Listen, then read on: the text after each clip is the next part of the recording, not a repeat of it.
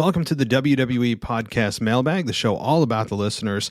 We've got a lot to get through tonight. You guys bombarded me with emails and Instagram and Twitter and really any means. I think I actually have a smoke signal I have to interpret later in the show, as well as voicemails. So we're going to get to that and answer questions and listen to your rants in just a minute as the calendar turns to December 1st. But first, a little bit of love for the sponsor, and then we're going to get things going with the WWE Podcast Mailbag right after this. Are you looking for a new podcast to listen to? Maybe one that's inspiring, relatable, and just plain fun to listen to? Then check out Curated Advice on Better Living. That's Curated Advice on Better Living. So what exactly is this podcast about? Well, it's hosted by millennial Khaled Sultan and his quest to discover different cultures, perspectives, and philosophies.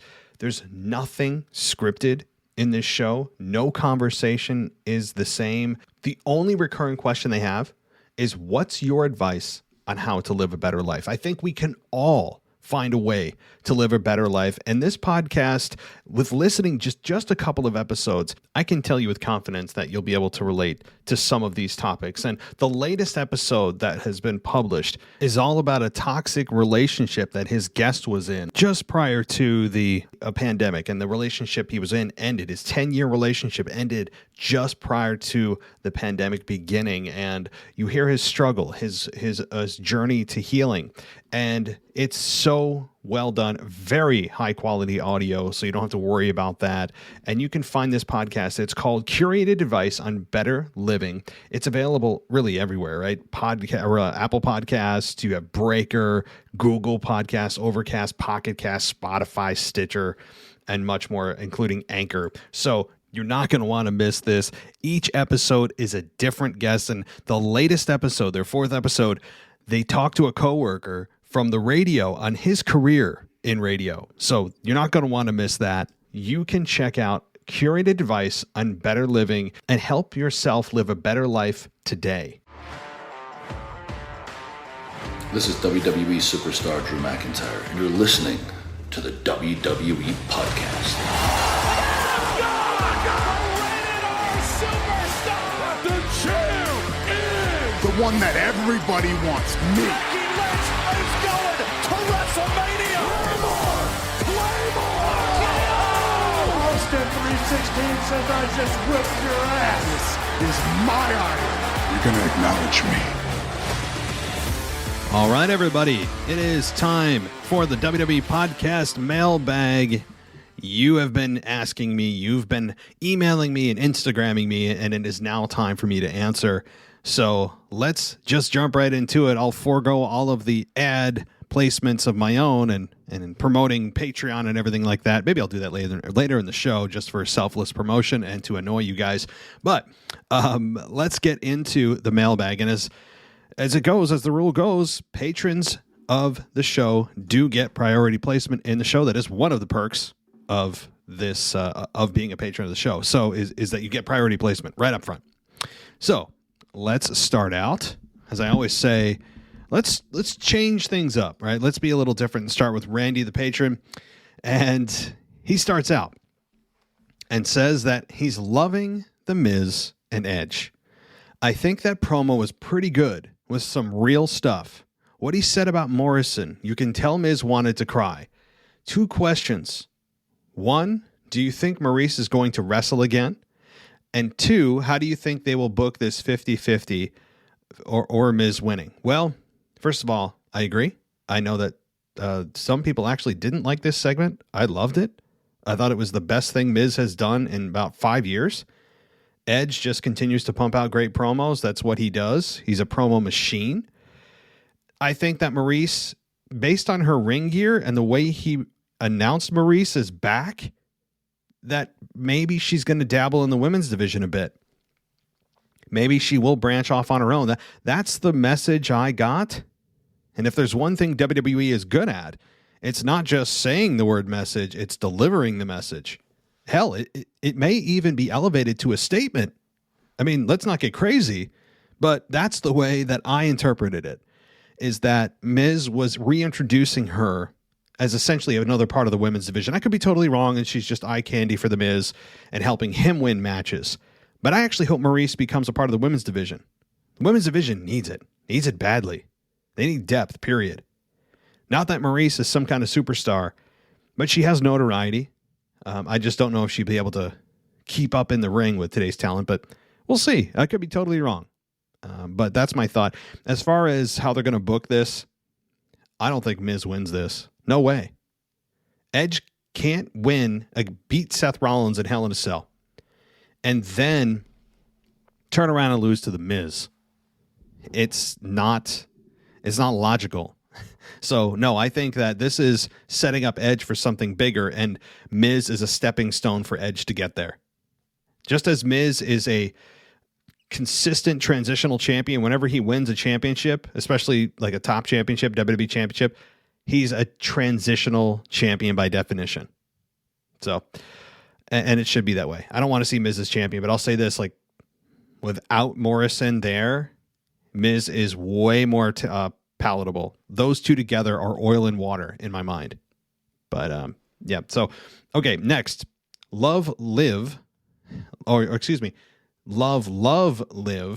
and Tony getting shots is almost as if you build talent instead of cutting them.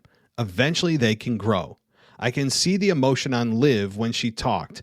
Question though, you think after Liv loses next week, they continue or just end it? Great question, Randy. Great question.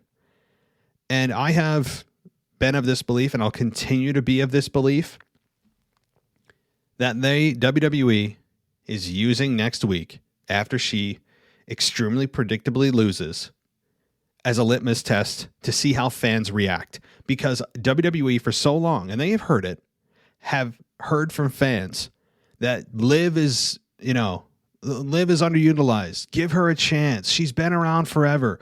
Come on. What's going on? We want Liv. Long live Liv, or whatever they come up with. And I think that WWE is saying, okay, well, let's see how you react when we screw her out of the championship next week. Is it indifference? Is it sympathy? Is it anger? What is it? That's, I think, what they're going to do to us. How does social media and the fans in attendance, how do they react? Because if they react indifferently and don't care, then this goes nowhere and it just ends. If the fans start to get behind it and you hear some interest, they may continue this. That's my thought. Next, imagine if Kevin Owens wins. I know everyone wants him to leave, but what if they have a plan of him winning and then him and Seth feud, which is great? I don't want to see him leave. I guess I'm selfish. And Big E can do whatever at this point. Yeah, Big E, I really don't care what he does. I really don't. As a performer, I think he's fine. In the ring, he's really good. I'm not going to go through my Big E spiel again, but agree, I don't care what Big E does. But as far as Kevin Owens and Seth, I have been of the belief and been under the impression that, and even Kevin Owens alluded to on Raw a few weeks ago, that after 3 months he's gone, which now is in 2 months? So time is flying. And in 2 months from now, he could be showing up in AEW Dynamite. But what if he signed his extension? What if he did? We won't know. We'll know after the end of January what's going on, if the dirt sheets don't leak it beforehand. But it's possible. Anything's possible. I'm not saying it's a guarantee. I just have been of the belief, as Kevin Owens leaked that he is starting a countdown, essentially, a number of months back on Twitter, that he's gone after his contract expires from WWE at the end of January. And I think AEW would be a much better fit for him. So we'll see what happens. It's very possible. It is very possible. If Kevin Owens wins, he signed an extension. Okay, that is that's a telltale sign that they have signed an extension with Kevin Owens and he's staying in WWE. They wouldn't put the belt on somebody that's leaving in 4 weeks, at that point. So, all right, let's continue on. Love Sammy. And do you think they're going to give him a little run with a 24/7 title? Well, yeah. I mean, do I think they're going to give him a title? Yeah, maybe. I hope it's not the 24/7 title. I'd rather have no championship than a 24/7 championship. And I mean that. The 24/7 title is, I mean, to say it's a joke would be doing a disservice to the word joke. I know some people love it, and it's a palate cleanser for the middle of the program. It's a let me up segment. It's a comedy, whatever you want to call it. I call it a wasteful segment. That's what I call it. An embarrassing segment, an unnecessary segment.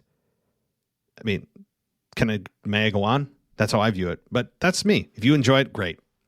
But as far as Sammy getting an actual legitimate championship, man, I hope so. I loved him as Intercontinental Champion, and he was actually feuding with Braun Strowman at one point before COVID hit, and Braun Strowman couldn't get his hands on Sami Zayn.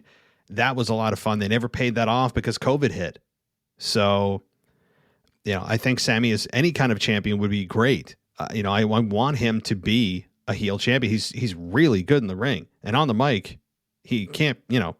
He's on his own level. I have sung the praises of Sami Zayn for many, many months, and that's how I feel about it anyway. And do I think they're going to do it, though? Probably not in the near future. They view Sammy as kind of like this heel that can talk pretty good, get some heat, but then it immediately gets blown off when he loses. They very rarely build heat with Sammy, where he consistently is getting one up, winning, cheating to win, running his mouth. Very rarely do they build heat with Sammy, or really any heel for that matter, before they have just for whatever reason, incessant need and reaction to just blow it off. That's not how you build a heel, by the way. But anyway, thanks, Randy. Thank you so much, and hope everything's well, and I will talk to you next week as well. All right, let's get to Miller. Let's see, and I feel like I know how he's going to open this email, and I was right. Another great patron of the show. He says, how's it, Matt, and all the listeners?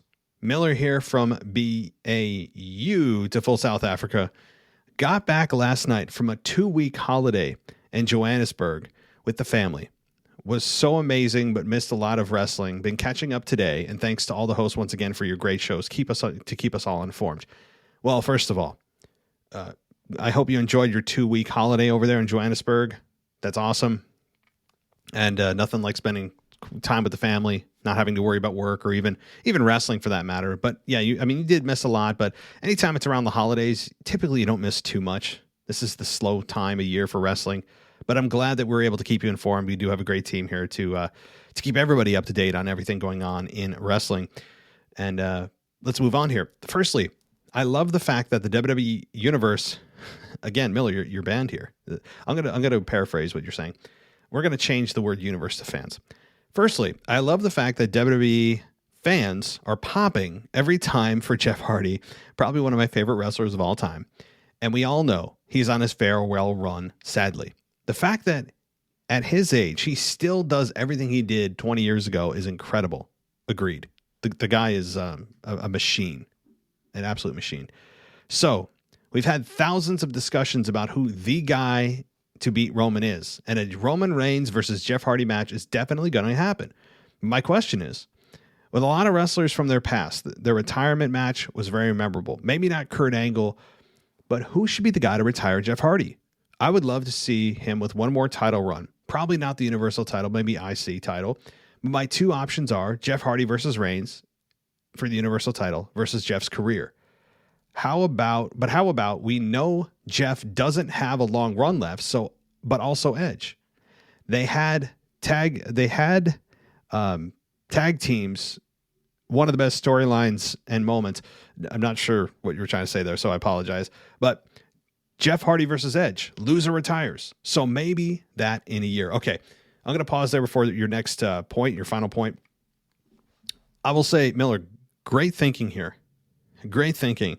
I didn't even really consider that. Now, we all know, as you said, and everybody, I think, listening to this podcast knows that Jeff Hardy is likely very close to the end of his career, at least in WWE. Maybe he does end up having another match here or there in AEW or in another promotion.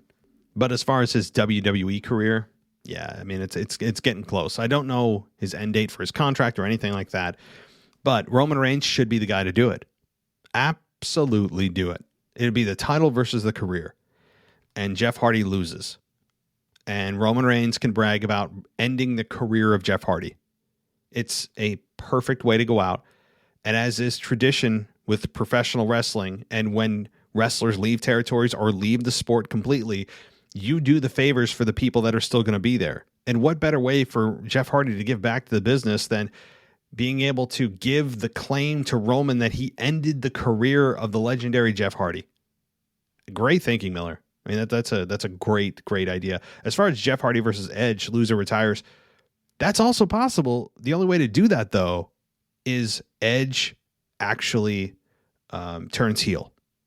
And then we see an Edge being able to claim that he ended the career of Jeff Hardy. The only problem with that is, as nostalgic as that would be with the whole, Edge and Christian versus the Hardy Boys kind of like spin-off of that, and they have a hell of a lot of history they could pull from. The video packages would be awesome, and the promos would be fun too, except on Jeff's side. Jeff's never been a great promo. But the problem with that is you're going to be giving a career to a guy that is also at the end of his career. So the problem with that is, again, that you would be able to give the bragging rights to a guy that is also at the end of his career. You would want to give it to a guy that is on a hell of a run, a legendary run, or an up-and-comer. Edge is neither.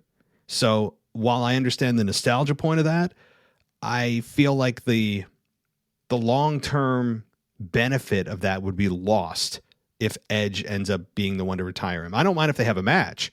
I just don't want Edge to retire Jeff, because I think that could be something that is better utilized for a younger talent.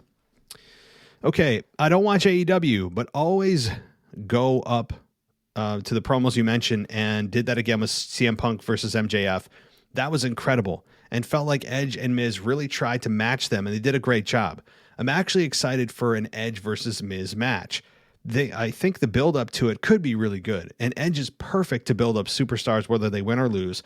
Look where Seth Rollins is now, so that might be the character change and build that the Miz needs. Okay, yes, look, yes, you're right. I mean, Seth Rollins is better for facing Edge, even in a loss, which I still don't believe Seth Rollins should have done. Even in a loss, though, you kind of forget that he lost and just remember that he was in a great program with Edge and they had really good matches. And Seth did win a big match in Madison Square Garden trying to break the neck of Edge. That's his claim to fame in that program. And we're working backwards in your statement here.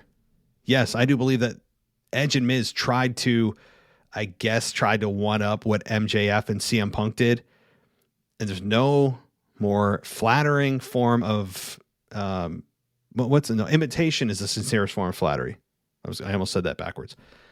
So I do believe that was their answer to AEW, of which CM Punk and MJF, nobody's going to touch that. They did a heck of a job trying to counter that or replicate their own version of that. While it was still really good, when you could put it up against CM Punk and MJF, it still doesn't hold a candle to it. That's how good MJF is. I mean, as CM Punk's good, MJF is otherworldly on the microphone. He is I really would put him against the best of the best in WWE. I would actually love to see MJF square off in a verbal battle with John Cena. Think about that. Now, I don't think that would ever happen, given all of just the hurdles that would have to take place. Like, number one, they're in two different promotions. Number two, John Cena is not a active competitor, even barely on a part-time basis. And would they ever have a cross-promotion match? No. John Cena would have to be the one to go to AEW to confront MJF. That's the only way it would happen. MJF would never come to WWE. And I don't think John Cena would do that, given he's a company guy and he toes the line, and it would feel like it's betrayal. Unfortunately, I don't think we'll ever see it, but I would imagine that, because John Cena, to me, is the best of all time on the microphone in WWE, or at least one of. MJF is the current best wrestler on the microphone. I mean, it's not even close. Like, it's MJF and everyone else. He is that damn good. And CM Punk is no slouch. We all know that. CM Punk is really good on the mics too, but man, MJF scorched him. I got to say, MJF scorched him. While CM Punk got a couple of zingers in, MJF just lit constant fire. So guys, go freaking see that promo. You'll remember what real wrestling promos could be and should be. not this scripted nonsense. But of course, not everybody has the wit and ability to articulate like MJF and CM Punk do. All right. Let's see. I want to make sure I hit all your points here. Oh, Maurice back. Do you think Beth Phoenix might also come back? I'm glad you mentioned that Kevin Owens is like Becky Lynch. Don't know if you must love or hate him. I'm a huge KO fan, but he feels like a bit to me like Sasha Banks. Turns from heel to face to face to heel without any reason, but he'll probably take the pinfall in a triple threat. It's interesting. If he doesn't, would that mean he probably would not leave WWE? Hope everyone has an amazing week. Cheers till next time.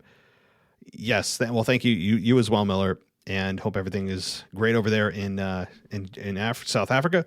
Now, as I just mentioned in the last email, that Kevin Owens wins.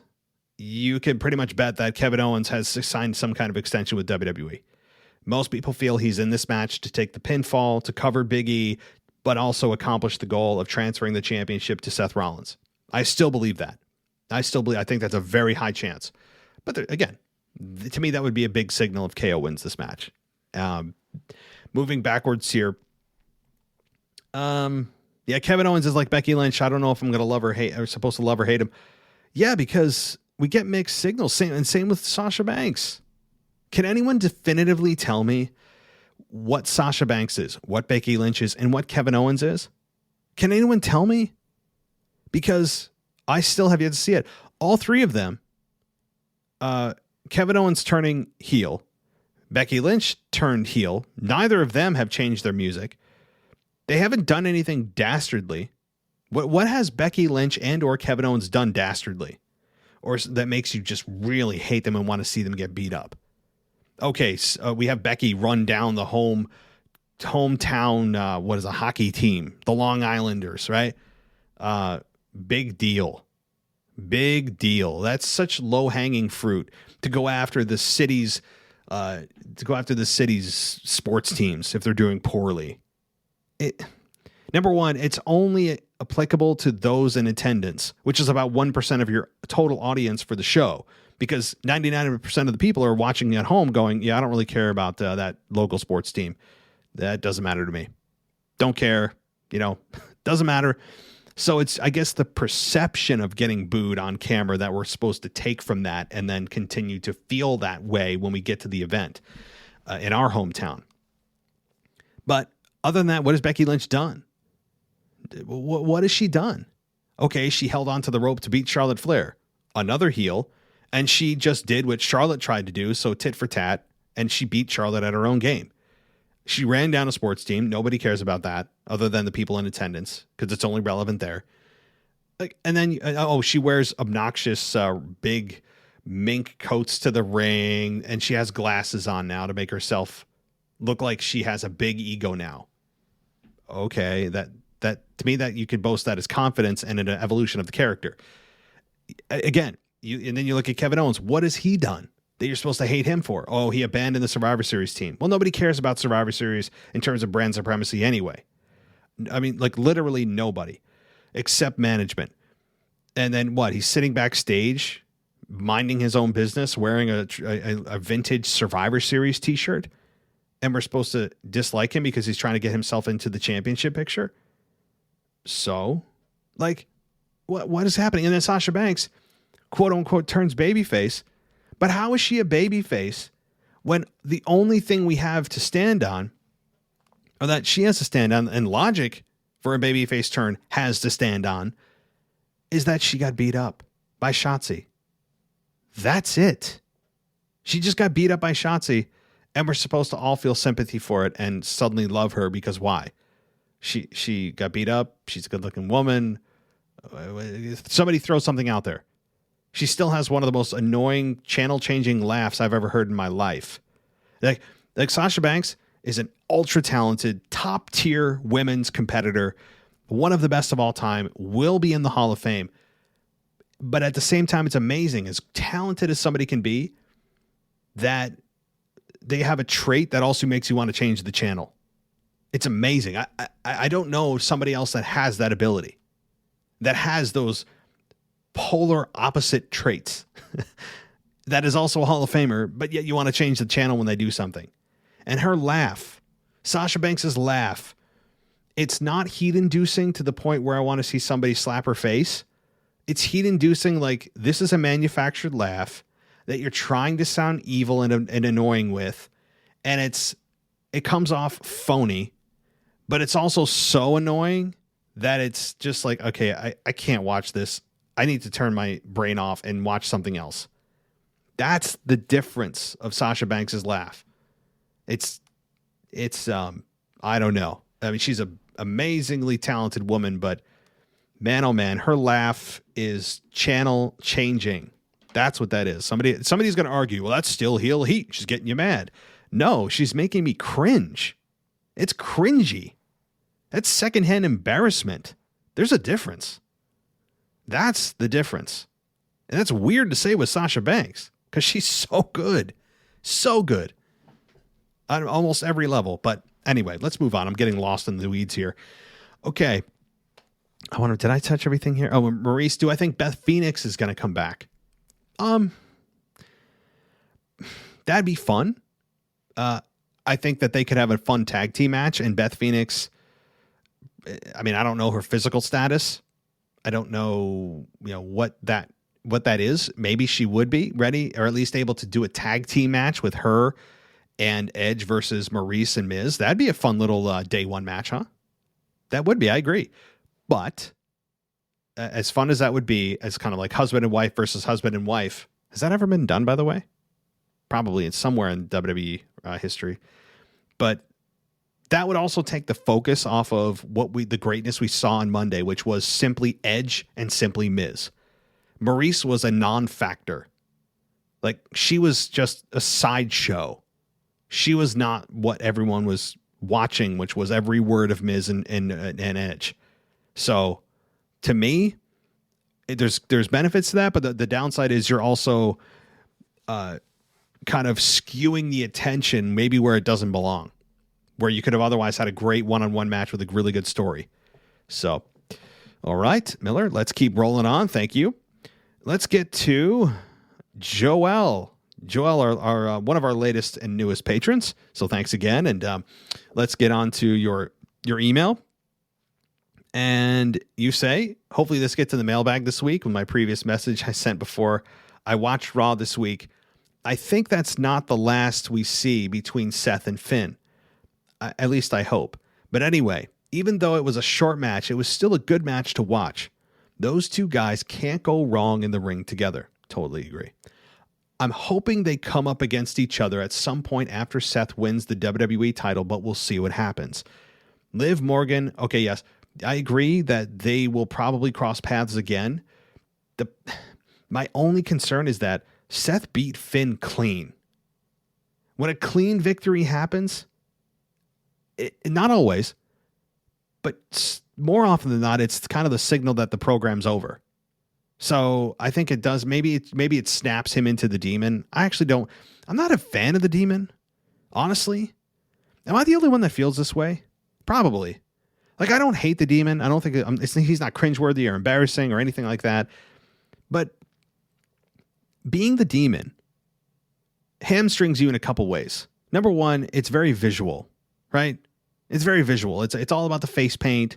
It's all about the cool, like, artistic ability of whoever does this on Finn Balor. But it also hamstrings him because he can't talk. Like, he doesn't talk about when he's the Demon, which is one of his strongest abilities, is on the mic. And it's just like, I don't know. To me, I like regular old Finn Balor. I don't like this Hulk up of the Demon. I don't hate the Demon. Don't get me wrong. It's just not my favorite version of him. I like good old Finn Balor that's angry. So perhaps it does snap him, though, into some kind of different mode. But we shall see. Liv Morgan won't win next week. Becky will either cheat her way to win, or there'll be a DQ finish or something like that. Agreed. Yeah, I think we all believe that Liv has next to zero chance of winning that match. But that's not the point. I mentioned the point earlier about how the fans react, and I think it's a litmus test by WWE. That's my real belief. Randy Orton and Riddle are very entertaining when they're on. I find some things Riddle says funny, as well as the reactions by Randy. Even after almost 20 years, Randy Orton is as good to watch still as he ever was. And it was good to see Edge back. Yes, Randy Orton, I don't think he gets credit enough where it's due. Randy Orton is just a guy that continues to show you that he is one of the best of all time. And he doesn't seem to age. I think that's a part of it is that he has managed the volume of bumps that he's taken in the ring. And being in a tag team, you take about half the bumps, which elongates your career because you're not throwing yourself on on the ground or on the hard mat 20 times during the match, for 6 nights a week. So being in a tag team has also lightened the workload. And also I believe he travels by bus, his own kind of tour bus or luxury bus. And hell, good for him. He's earned it.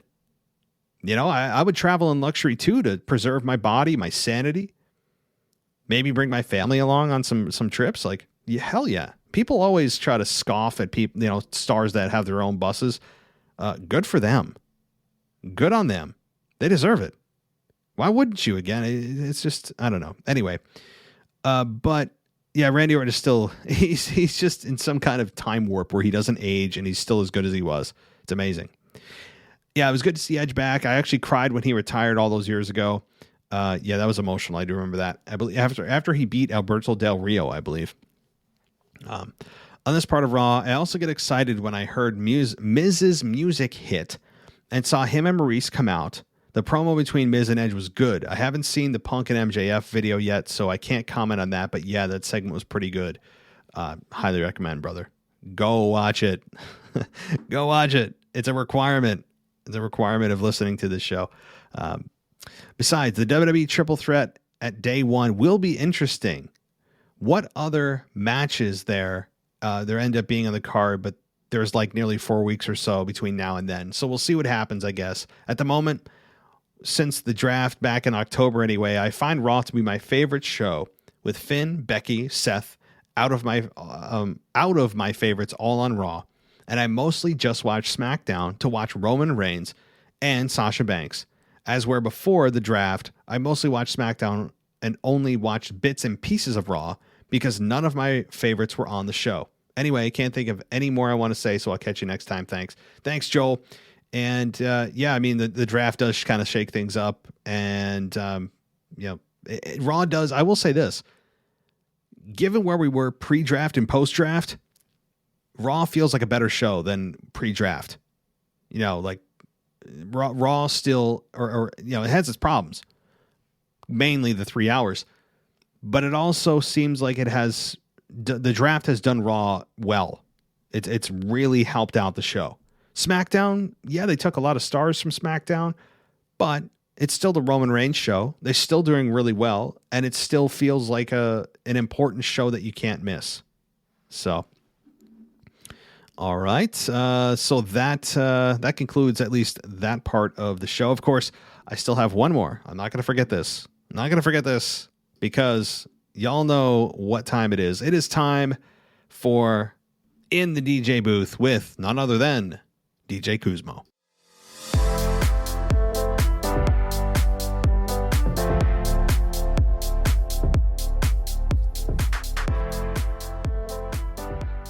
And here we go. Mr. DJ Kuzmo writes in this week. He's back after taking a week off. He says, "Hey, Matt and WWE AEW podcast fam. This is DJ Kuzmo back at it again on your Mailbag show.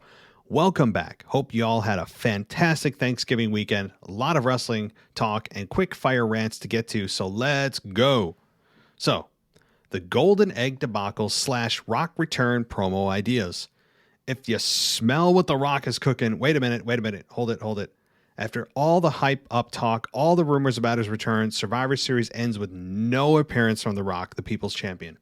Why, WWE? Why do you torture us, the fans, and those that saw Survivor Series and Monday Night Raw live in Brooklyn with a stupid, wonky storyline of a missing golden egg. Can someone from WWE creative, the creative camp, explain to me what the hell does a missing golden egg have to do with anything with wrestling? A gift from The Rock to Vince? Absolute nonsense. If I was The Rock, I would say to Vince at Survivor Series pay-per-view, finally, The Rock has come back to Brooklyn. Now to you, Vince McMahon, you see, it's 25 years of The Rock, the People's Champion, the Brahma Bull, the Great One, and I can care less about the golden egg and who stole it. It doesn't matter to me because the only constant is if you smell what The Rock is cooking, you see Vince, you take the golden egg, you shine it up real nice, turn it sideways, and stick it straight up your candy ass. Can you not hear The Rock saying that, guys?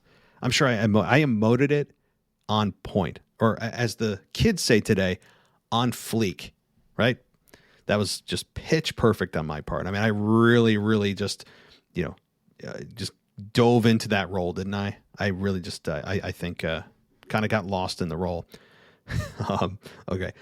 Then Monday Night Raw comes. Austin Theory comes to the ring and says he was the one that stole the egg. Then comes The Rock. And The Rock says, so you stole the egg? You stole the egg? You stole The Rock's golden egg? Out of all the jabronis in the locker room, you stole the egg? And then he says, so what's your name? And then Austin Theory says, my name is, and The Rock says, it doesn't matter what your name is. And the crowd chants, Rocky, Rocky. And The Rock says to Austin Theory, you tell Vince, you can take that golden egg, shine it up real nice, and shove it straight up your candy ass. Then, of course, The Rock gives Austin Theory a rock bottom. I'll apologize, Matt, for The Rock promo and possible interaction with Austin Theory. My mind can go kind of on a tangent of crazy ideas pretty quickly. But think about it. Since Austin Theory is pretty much Vince McMahon's new favorite wrestler that he adores, why not let The Rock have a one-off feud with Austin Theory at, say, the Royal Rumble? The Rock defeats Austin Theory, and then as The Rock is leaving the arena, he has a brief interaction with Roman Reigns backstage, planting the future seeds for their match of The Rock versus Roman at either WrestleMania or SummerSlam. And the god-awful storyline, golden egg storyline will be a forgotten memory. Whew. Okay. Wow, DJ. See, you gave us in our minds, as I was reading that, and I'm guessing the people that heard me speak your idea here, exactly what should have happened, or at least one of the versions of what should have happened. And at least there would have been a payoff to the ridiculousness of the golden egg. I mean, you can't, I just still don't get that at all. And I bet you there'll never be a payoff. And then Austin Theory this week getting slapped by Vince McMahon saying, expect the unexpected. Like, what are we watching? What is this? Some kind of hazing by Vince on national television? I don't get it. Anyway, back to your email, TJ.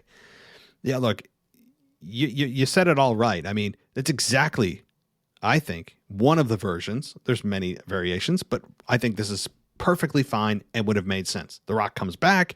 Austin Theory is a fine guy to hit a rock bottom in a people's elbow. It also gives a rub to Austin Theory that he's worked with The Rock. No doubt. But they gave us nothing. Like, seriously nothing. So, all right. You got me all excited, DJ. Like, I almost imagined that actually happened, because to me, that's exactly what I would have put a lot of money down. That's at Survivor Series Rock was going to be there. Good thing I didn't. Okay, next section here, the promos. Like I will mention in the voice recording, it seems to me that WWE management was watching AEW Dynamite last week, with the main attraction of that show being the promo battle between Punk and MJF. And they literally wanted to recreate that promo battle on Raw, because if you look at that promo battle closely between Miz and Edge, you almost see similarities with that promo between them and Punk and MJF. I think, and I know I mentioned this, and I'm sure I'll mention it a couple more times throughout the show, but I think you're exactly right. They saw that AEW was getting a lot of notoriety from this segment, and they said, you know what? We can do better. Or at least that's what Vince probably said to creative is, well, that was pretty good, but I think we can do better. You know, you can just hear Vince in his alpha male voice and his sometimes delusional ego believe that he could top that. Now, did Edge and Miz top what MJF and Punk did? Hell no. MJF and Punk created a promo that should be viewed and studied for years to come by wrestling students. Like, it should be one of the first things you watch when you get to a training facility. And there should be like, papers written about it. It should be somebody's like thesis. It really needs to be like in some kind of, it should be immortalized. I mean, I really believe it was that good. It was that good. But yeah, they clearly tried to create their own version, trying to send the message that, they can two can play at that game and we're better at it. And they're not. And that's that's nothing on Miz and Edge, who did a great job. But it wasn't Punk MJF. Okay. Both Edge and Punk were interrupted by their fellow opponents in the ring. Their fellow opponents' ring entrance. MJF mentioned to Punk that he didn't say his name as one of the future opponents that Punk would like to feud with in AEW. The Miz mentioned similarly to Edge that he did not mention his name as a future opponent to Edge. Great observation, DJ. I totally missed that. This just doubles down on mine and your confirmation that that's exactly what this was a response to the to the critical acclaim that MJF and Punk were getting. Was this. It's exactly what it was. And boy, oh boy, is there's no better time to say that imitation is the sincerest form of flattery more than right now. I mean, that's great observation. Great observation, DJ. And of course, both promo battles reinforce the other wrestling promotion. Yes, they reference them without actually saying the name. Yes. Now, I got to say, when I heard Miz's entrance music, I was like, ugh, not again. And I would have never imagined a feud between Edge and The Miz. That being said, both guys have excellent promos, and since Maurice seems to be officially back on the WWE roster, there is a possibility that somehow we get a returning Beth Phoenix at probably the Rumble and she feuds with Maurice, or have all four have some sort of mixed tag team match. So I'm interested to see where this goes next in terms of storyline development. Yeah, it's amazing what one promo, when it's done really well, can do. It suddenly makes you want to see two guys that you never would even were on anybody's radar. From last week, where if somebody proposed to me that Edge versus Miz was going to be on a card, I would have said, yeah, no thanks. I'm good. But it's amazing when you see two guys who connect on camera, have chemistry, and it becomes quote unquote real, what that can make you do emotionally. And that's called invest. Get into the character. Drop into the character, as they say. And that's exactly what we did here. I mean, you talk about going from essentially just a cold program with nothing on the line and no backstory, assumingly, to bam, all of a sudden you want to see them. That's hard to do. But your assumption about Beth Phoenix, again, was reiterated in a prior email, and I do think that's very possible. Next segment, the Elder Statesman. Both CM Punk and Edge, or should I say Adam Copeland, are having some sort of welcome back tour as beloved babyfaces. I'm slowly starting to get a little bored of both of them as babyfaces at this point. When do you possibly see these Elder Statesmen return back to the characters that made them uber successful? Very good question. If you're going to ask me who I think is closer to turning heel, probably... That's a tough one, man. Why do you put me on the spot like this, DJ? I mean, if I was smart, I'd just hit pause and then come back, but I'm not going to do that. I'm going to pretend this is live.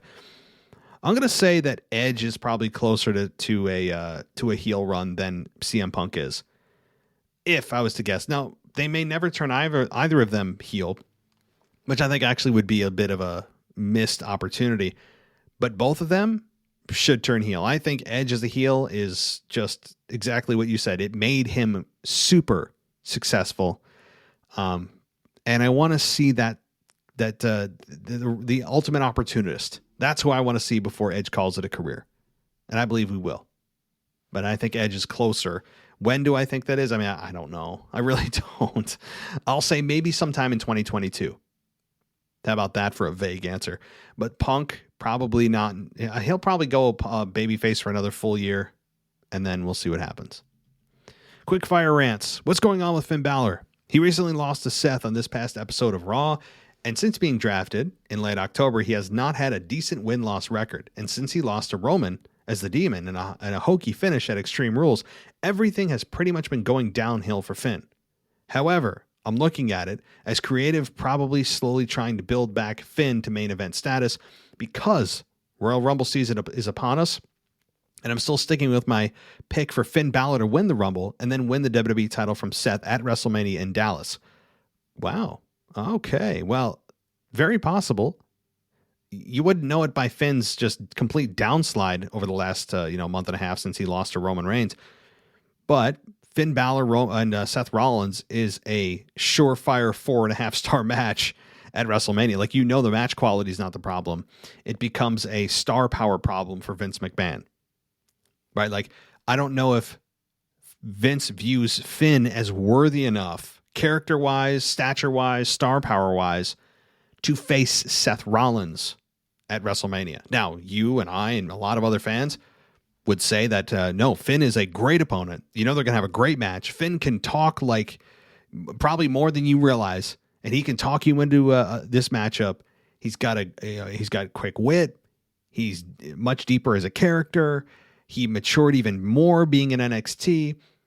There could be something there, but you could be right, DJ. But I just fear that Vince doesn't view Finn that way. That's the problem. Last week on SmackDown, Toni Storm gets pied in the face twice by Charlotte Flair and doesn't retaliate. She doesn't show any type of revenge emotion. Yeah, I went off on this on my weekend review, and I said this is what, a child would do if they were humiliated in front of the school, like in the cafeteria.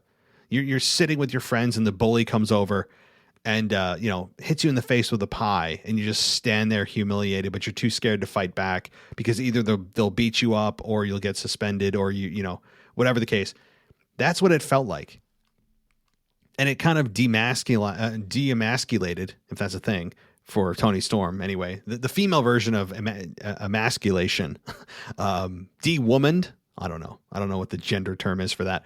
But Toni Storm got completely emasculated and didn't fight back and didn't show any kind of fire under her. And you know what? WWE has had a bad habit of doing this over the last year or so. Like, look what they did with Naomi, or not Naomi. Well, yeah, even Naomi with Sonya Deville. She just somehow is restrained and attacking Sonya Deville.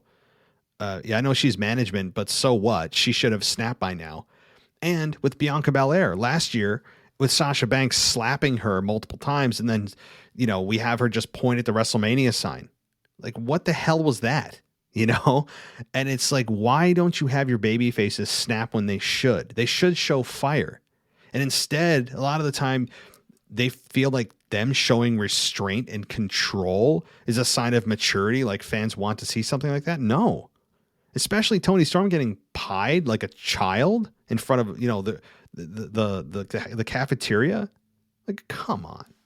Yeah, it was ridiculous. Okay, moving on with the vignettes. Too many times for what probably seems like almost 2.5 months. We have been getting Xylee vignettes for SmackDown and Veer Mahan vignettes for Raw. When are these wrestlers debuting? Don't forget about Elias. Don't forget about Elias. I think he's lost. Somebody should send out a search party for Elias. I mean, I think he's lost. Okay. What I probably should say, no offense to these wrestlers, is when are these wrestlers getting released? Because we had an Eva Marie and she's been released. We had a Keith Lee vignette and he's been released. We had a host of other vignettes that I can't remember off the top of my head. Even Elias had a vignette for about 3 months, and now he's probably on the verge of getting released. All I'm saying is, what's the point of producing vignettes and then all of a sudden the wrestler or wrestlers get released? It doesn't make sense. It doesn't, DJ. I think it comes down to Vincent Kennedy McMahon and his fickleness of coming up with a great idea, thinking it's a great idea, and then he wakes up the next morning and goes, I've got a better idea, pal. Hey, let's scrap this and go with this. I was watching a movie last night and they did this, and I said, this is going to be some good right? I think Vince is extremely fickle, and he's getting more and more fickle as his age continues to ascend. Okay, here's a new vignette that occurred during this past episode of Raw. Bobby Lashley. I don't know if you saw it, but the link below is below in the email. Anyway, video starts off with Bobby's accomplishments in the military, amateur wrestling, and then it's fast forwarding us to his first run in WWE as a babyface, winning the US title, then the ECW title. However, the second half of the video package shows of course, the current heel character of Bobby. To me, in my opinion, I think the first half of the video was like if creative was trying to make Bobby a babyface, and the second half was the video of a highlight reel of Bobby as the heel character. I don't get what creative's motive in creating a Bobby Lashley video package for this was. I was just a little confused from the video, starting off as a feel-good story, and then the second half being a highlight reel. I don't get it either. I don't know. I really don't know, DJ. I can't answer that. It's like two teams had opposing goals and they just said, well, we don't know the purpose of this. We'll just throw these two together and let the audience decide what this is about. It's ridiculous. Okay. Final quick fire rant. Big E. All I got to say is boring. When Big E cashed in the Money in the Bank on Bobby Lashley, the whole crowd was excited. But since being champion, the crowd doesn't seem so excited for him. It's the proverbial shine has come off the ball. It's like after when a couple gets married, they've gone through the honeymoon phase of relationship, the excitement simmers down, and it's the same I'm seeing with Big E. No offense, but to me, Big E seems like a mid-carder with a major title. And of course, it goes back to the dreaded New Day gimmick. And of course, it's just a matter of time until Seth wins the title off Big E. Anyway, thanks for listening, everybody. Peace. P.S. I've got a fiery, positive voice recording that is attached to this message about this past week in wrestling, and a fiery rant here and there. Well, I'll get to that, DJ, as you, of course, in the very first voicemail. We'll put yours at the top, but we still got quite a few messages to get through. Thank you, DJ. And yes, Big E is exactly what you said. Boring. Definitely. Okay. So that does conclude our Patreon portion of the emails. Let's get to all of our other emails. And you know what? Before I forget, because I did this last week, I don't want to forget. Let me pull out my phone here. Make sure I'm prepared. I'm so professional. Let's get to let's do this. Let's go to Instagram. And this is PJ from Melbourne, Australia. And he sent me a message on Instagram and said, frequent listener of the show, and I'm a fan. This is my very first message on your show and wish you all the best for your show. One thing I needed to tell you is that I was a huge Kane fan growing up, and the fact that he was never given the spotlight that he deserved, like The Undertaker, Kurt Angle, or Edge. Anyway, take care. Yeah, look, I am a huge and was a huge Kane fan as well. I think Kane was the unintentional victim of being on an all-star legend roster. And what I mean by that is, as great as Kane was, that's how good the roster was, that he was not the man. He was, for a brief time, he was like, when he first debuted, nobody can beat him. He was that monster that was masked, and not like in like late 97, early 98, when he was just this unstoppable machine. He was I mean, to me, that was the height of his career. But once Austin became who he was, once The Rock got to the level he was at, Undertaker was always, to me, and in most fans' minds, above Kane. You had Triple H, Mankind. I mean, the list goes on. So with all of those just A+ legendary talent that he had to share the spotlight with, Kane was just a byproduct and an unfortunate kind of, I guess, collateral damage, if you will, of just having a great roster. And it's not like Kane was, not like Kane didn't have a good career, but I think being in the shadow of all-time greats, that's the downside of being on the roster with all-time greats, is you unfortunately have to live in the shadow of them. And if they weren't there, you could have had the spotlight easily. I think that's why. So thank you, PJ, from Melbourne, Australia. Hope all is well going on there, and hope you're doing well. Let's see here. Where do I dare go? Here? I'm going to go to Jim from Pennsylvania. Let's get to Jim from Pennsylvania. He says he's got a couple thoughts about what might happen on SmackDown this Friday. First thing, with Drew not being in the Battle Royal, do you think they will team him with Jeff for a run as tag champs? Okay, first thing, it's very possible. It's a weird time for Jeff because Jeff is getting more support from the crowd than he has maybe since he started back in WWE in WrestleMania 33. It's pretty damn solid for Jeff, and Jeff is showing he can still go. So do they put him in a tag team with Drew as kind of an interim and eventually maybe get to a title match with him and Roman? Maybe. I could see as kind of like a hold me over for both of them. They could have a run as tag champs. It's possible. Yeah. I mean, I hate to have a cop out here, but it's a very solid possibility. Yes. And it would also give Drew something to do in the meantime too. Second, I think with Brock coming back already, maybe his first opponent will be Adam Pearce to even get even for the suspension. Yes, I hope it is. I really hope it is. I want to see Brock Lesnar just demolish Adam Pearce, like uncomfortably to like a level where you just go, ugh, is he actually hurt? I'm not advocating for real. I don't want Adam Pearce to truly be injured, of course. But in fantasy land of pro wrestling, I wanted them to be as physical but as safe as possible. Seeing Adam Pearce get thrown around and tossed around like a rag doll is like one of my favorite pastimes. It's so much fun seeing him get beat up. And if this is Jeff's last good run in the WWE anyway, do you think he may go to AEW for a tag run with his brother and then retire together? That's all for this week. Stay safe. Yes.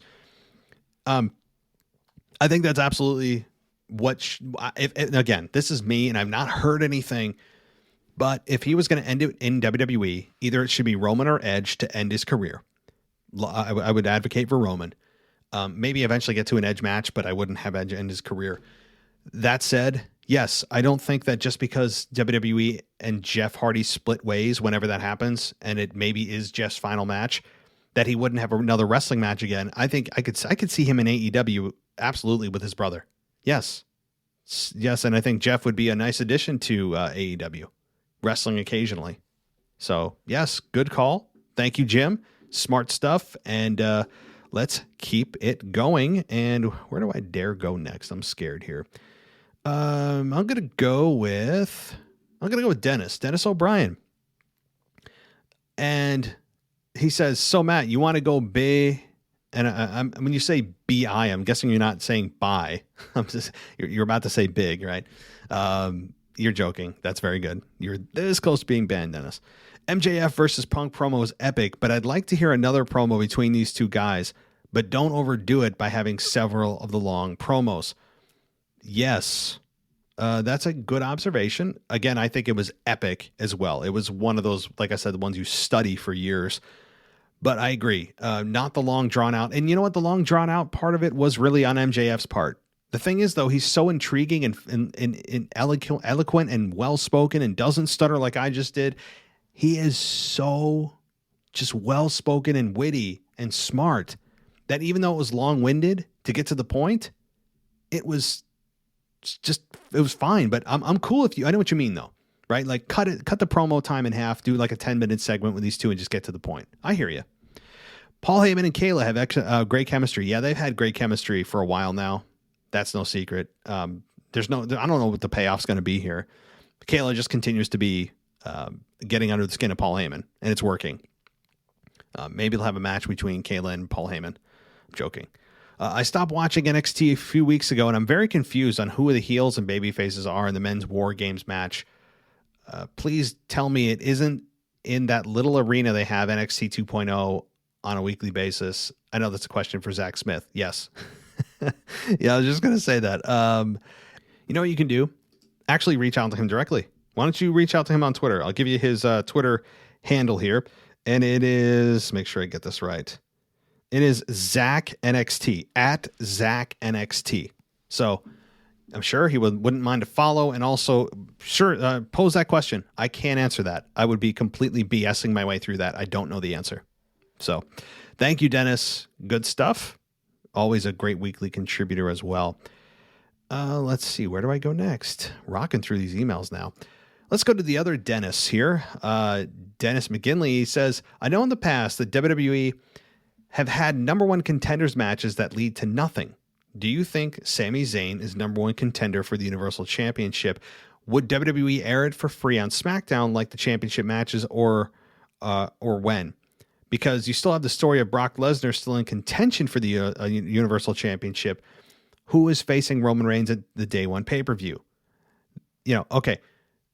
I do believe that here's what's going to happen. Here's my belief, and I still stand by this. Brock Lesnar is going to be on SmackDown this week. So that means to me that Brock Lesnar's coming to beat somebody up. I hope it's Adam Pearce, but I hope in the process he also maybe has an actual match. If that's, I have my doubts, but here's what I think is going to happen. Brock Lesnar is going to be awarded Sami Zayn's victory, meaning we have a Sami Zayn versus Brock Lesnar matchup that's going to end very quickly, as Brock Lesnar is going to just quickly beat Sami Zayn, and the winner of that match faces Roman Reigns at day one. So Brock Lesnar will essentially steal the number one contendership from Sami Zayn. And we saw that kind of last week. We saw the spotlight be stolen from Sami as Kayla was interrupted just as Sami Zayn was making his victory speech of becoming number one contender. And I think that was a foreshadowing of what's to come, that next week, not only is Brock Lesnar going to be there, but he's going to actually steal the number one contendership from Sami Zayn. So I don't actually believe we're going to get a Sami Zayn Roman Reigns match for the Universal title, because Brock's coming back, and I don't think Vince believes heel versus heel is a good matchup for anybody that anybody would really feel strongly that they want to see that the interest would be very low. But that's what I think. So Roman Reigns is going to face Brock Lesnar at day one. I mean, I really believe that. You could string it out to Royal Rumble, because Royal Rumble is a bigger pay-per-view. But we'll see this week on SmackDown. This week on SmackDown is going to be the tell-all. So then who is facing Roman Reigns at the biggest stage of them all at WrestleMania? Two options: Drew McIntyre or The Rock. One of the two. Getting to this past week in the review, you had Uncle Chris. One thing I like that Chris got to at the end of the show was Michael Cole saying, "It's boss time," and hearing your reaction to that phrase, that catchphrase. Big shout out to Uncle Chris. Looking forward to hearing him again. Also a big shout out to The Crisis for the fill-in on SmackDown for Michael Ritter. He did a great job, as you would expect. Yes, thank you so much, Dennis. Michael Ritter, yes, was out this week, but The Crisis has been just such a great asset to the show, and being able to fill in and do a celebrity shot, as he would say, for Mimi and for Michael Ritter during the holiday time frame, and just such a smart guy with wrestling and an asset to the show. So definitely shout out to them as well. And yeah, Uncle Chris was fun. That was absolutely fun. And actually, now everybody's going to go back and listen to this, to the weekend review. The reason I say that is because I forgot to edit out like the first 5 or 10 minutes when I have like my introductions with a new guest, and I give them the lay of the land of like, hey, here's what we're going to talk about. I'll do this. I'll ask you this. And there'll be, before I hit record, there's going to be 10 seconds of silence. It wasn't intentional. I meant to edit that out, so you guys get to hear kind of like a conversation you normally wouldn't have. For whatever reason, just in my sleepless stupor over the last few weeks, I forgot to edit that part out. So if you want to hear a little bit of behind the scenes of how things go before the show starts with new guests, then definitely take a listen to the weekend review. It was not supposed to be on there. And one of the listeners pointed it out, and I was like, whoops. And I'm like, well, I'm not going to edit it out now. There's no point. But if you want a little bit of behind the scenes of like, what our conversations are really like, and kind of peeling the curtain back a little, then listen to the beginnings of the weekend review this week. So thank you, Dennis, so much. And I hope you contribute next week. The boss time thing. My God, that was painful. Just painful. Okay, let's get to. Oh boy, who do I go to? I have the heel. I have the heel Owen, but I think it's a voicemail. So here's what we're gonna do. We're gonna get to. I believe we can actually get to voicemails now. So we're gonna get to the voicemails right now. But as promised, we're gonna get to our patron, our excellent patron, and a really strong supporter of the show, of course, Mr. DJ Kuzmo, to start off the voicemails. Hello, WWE Podcast World. This is none other than DJ Kuzmo back at it again on your Mailbag show. I'm recording to you live once again on a Tuesday evening. It's pretty windy out here, but I hope all of y'all had a great Thanksgiving. I hope you all have been full of the turkey and stuffing and cranberry sauce and all that good stuff that we love on Thanksgiving. But now that Thanksgiving is over, let's get to some wrestling. And man, oh man, did y'all see last week on AEW Dynamite? Our wet dream finally came true of MJF and CM Punk. Let's go! Finally, we get to see them go head to head in a promo battle, none other in a place called Chicago, great old Chicago. CM Punk's country, and man oh man, it was great to see this for the first time ever that MJF and CM Punk had a promo battle, and it was a promo battle for the ages.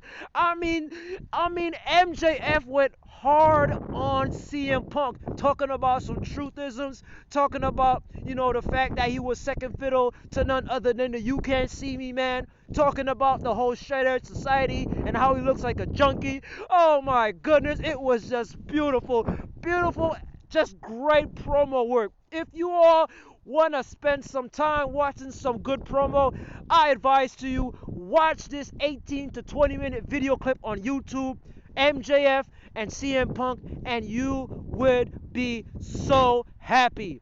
Investing in this. You don't even have to have a wrestling match right now.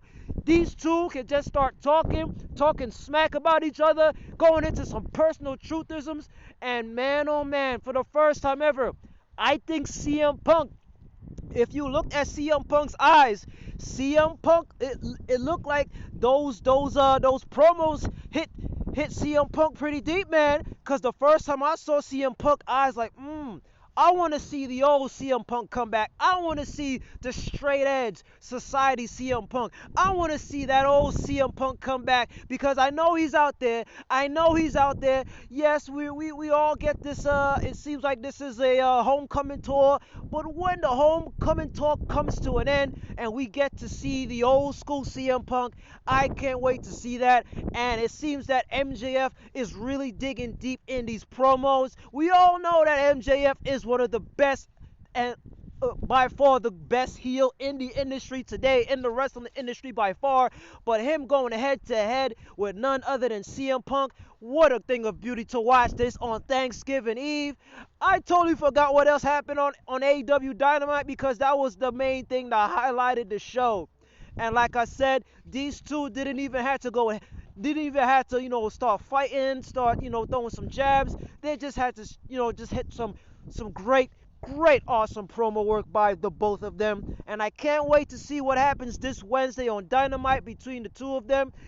We all know MJF won this battle by far. No offense to CM Punk. We all know he's the great wordsmith. We all know that he's the great promo guy. But MJF won this promo battle. And I cannot wait to see what happens this Wednesday. I cannot wait to see what CM Punk will say, what MJF will say in this promo battle, because we are finally getting this feud. The first time when CM Punk finally came back to AEW, I was excited to see, okay, I wanted to see a rivalry between him and MJF because so much of MJF today is because of CM Punk. He's a total CM Punk fanboy. He mentioned, CM Punk mentions that he has that MJF has his poster on his wall. But other than that, I can't wait. Now let me get to some WWE because I know this is not the AEW review show. But let's get to some WWE. And what we saw last night on Monday Night Raw. Now, first and foremost, I don't know. I'm just going to put this out there into the universe. I'm thinking that somebody or a group of guys or whoever from the WWE management team must have watched this past episode of AEW Dynamite and they saw that promo battle between MJF and CM Punk. And I'm thinking they were thinking, it was like, you know what? Maybe, just maybe, we could recreate this and put that on Monday Night Raw. I'm just saying that. I don't know if it's true or not. I'm just saying that. But what we saw last night, for the first time ever, Liv Morgan actually looks credible. She looks like a believable babyface. Yes, we all know that she may not win this title match against Becky Lynch. But when I saw her strut her stuff, when I saw her just walking with confidence, walking with gusto, walking with some moxie, some fire, and I saw that in her eyes. And when she said, "Shut the hell up, Becky Lynch," I was like, yes, yes. That is what I was thinking too. I was thinking the same thing. To hear Liv Morgan say that, and of course she cut a promo about, Becky Lynch's contract being the main reason why the rest of her friends from the Riot Squad have been released. I don't know if there's any truthism to that, but other than that, Liv Morgan looks credible. I see the fire in her eyes. I see the passion, and yes, she may not win this title match next week on Monday Night Raw, but I love to see that from the wrestlers, to get that emotional investment in Liv Morgan. We all are pumping for Liv Morgan to get an opportunity, to get a chance. We saw that last night on Monday Night Raw, and pretty much it might have been a scripted promo. Who cares? I don't care. I don't care necessarily about that. All I care is that she is looking believable. And she kind of reminds me of Trish Stratus. She kind of reminds me of Trish, and Trish Stratus is the way how she moves, the way how she has confidence in herself, that believability. And I can't wait to see what happens on Monday Night Raw next week between her and Becky Lynch for the Raw Women's title. Now, I want to get to SmackDown. I know I haven't gotten to talk about wrestling last week because it's Thanksgiving and all, but I want to talk about SmackDown. Now, we had our battle royale. I guess you could say it was 30 guys or 25 guys or 18 guys, but other than that, we got to see pretty much the creme de la creme, the leftovers, everybody that didn't really get an opportunity except for Drew McIntyre. But we'll get to Drew McIntyre as the weeks go by. But other than that, we got in the finale. We all thought that Jeff Hardy was going to win it. We all thought that Jeff Hardy was going to raise his hand in the air and be the number one contender to face Roman Reigns for the Universal title. But wait a minute. We all forgot about Sami Zayn. Sami Zayn, a couple of moments in the Battle Royale, he was slipping underneath the ropes. So he did not get eliminated. And he happened to come back right at the time when Jeff Hardy's music hit. And he tossed it Jeff Hardy over the rope. And he is now the number one contender. I am so happy for Sami Zayn. We all know that Sami Zayn most likely will get defeated easily by Roman Reigns. But wait a minute. This is supposed to be Sami Zayn's moment. Okay, we get the breaking news that none other than Brock Lesnar is coming back next week. Why is that happening right at the point where Sami Zayn is celebrating probably his first and only opportunity at the Universal title? Are you kidding me, WWE? I didn't like that. I despise that. But I hope to see what they're going to do with Sami Zayn. Sami Zayn has finally be in this title picture, and I want to see what's going to come about. I know that Brock Lesnar most likely will be coming to SmackDown this coming Friday, but I want to see how they're going to book Sami Zayn as we go along on SmackDown. But other than that, folks, Thanksgiving is over. We do got Christmas and New Year's, but we are right in the thick of things for the Royal Rumble season as we go into the month of into the month of December. As we go into the month of December, I am pumped up. I can't wait to see what transpires on SmackDown on Monday Night Raw. Of course, we have NXT War Games this coming Sunday. And man, oh man, none other than CM Punk and MJF. I hope y'all have a blessed week. I can't wait to see what happens this week on Dynamite between the two of them. And I will talk to you all next week. Hey, DJ. Well, great energy as always, and it's great to hear from you again. I know you were away last week, as many people were, and it didn't feel the same on the mailbag, so it's great to have you back. And so many points that you made here. I'll select a couple of them. Liv Morgan and the Trish Stratus analogy. I never heard that before, but I see it.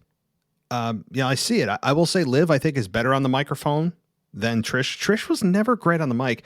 On her return, she was, I got to say, I love Trish. She's a kind of a nostalgic, great performer. She's great, really good in the ring, and she was added credibility to the women's division that needed it at the time. but Trish was never good on the microphone, almost ever. That said, there's rumors of Trish and Sasha Banks at WrestleMania, as Trish has said. I put this out on my TikTok, by the way. Go follow me at the WWE Podcast. I put a bit of a quick video out on there saying that Trish seems interested in Sasha Banks for a matchup. So go watch that. But yeah, like I see the analogy. That's interesting, TJ. And yes, MJF and Punk, I've railed over that over the last hour many times. I can't say enough about it. And Sami Zayn getting an opportunity for the first time. Again, as you've heard my previous answers here, I don't think he's even going to get the opportunity. I think Brock's going to steal it from him. I really do.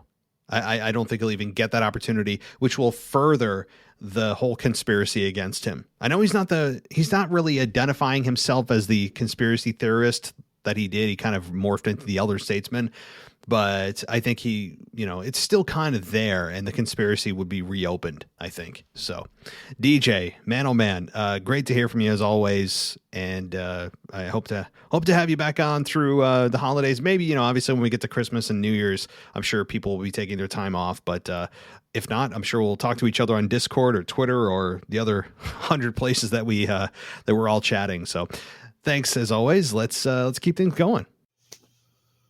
Was good, y'all. You know who it is.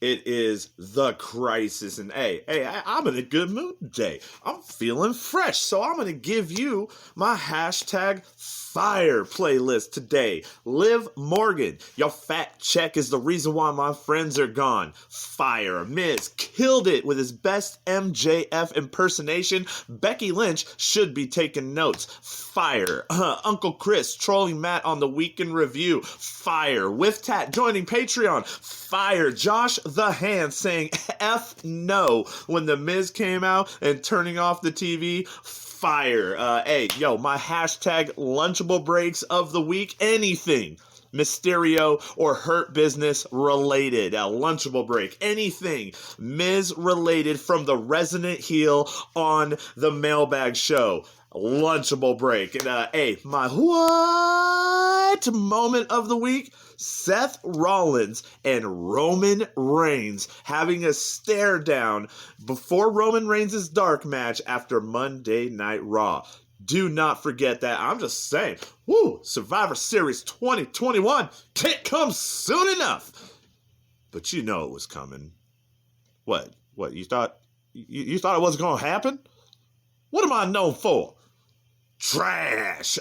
You wanted it. You asked for it. I've waited to give it to you, so I'm going to give it to you. I'm only going to go for this week alone. And so we start off with this. AJ Styles pretending to be blind. Trash. Montez Ford's Stevie Wonder impression of AJ Styles pretending to be blind.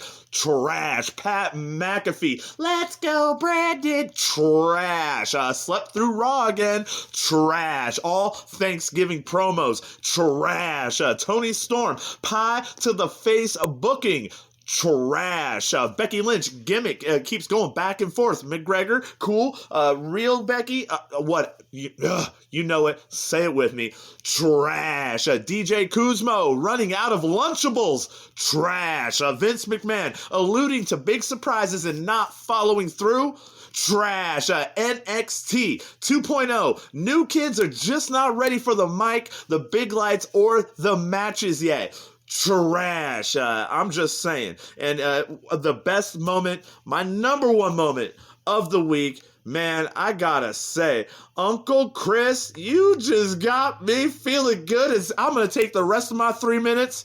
I have 15 seconds. I'll leave you with this.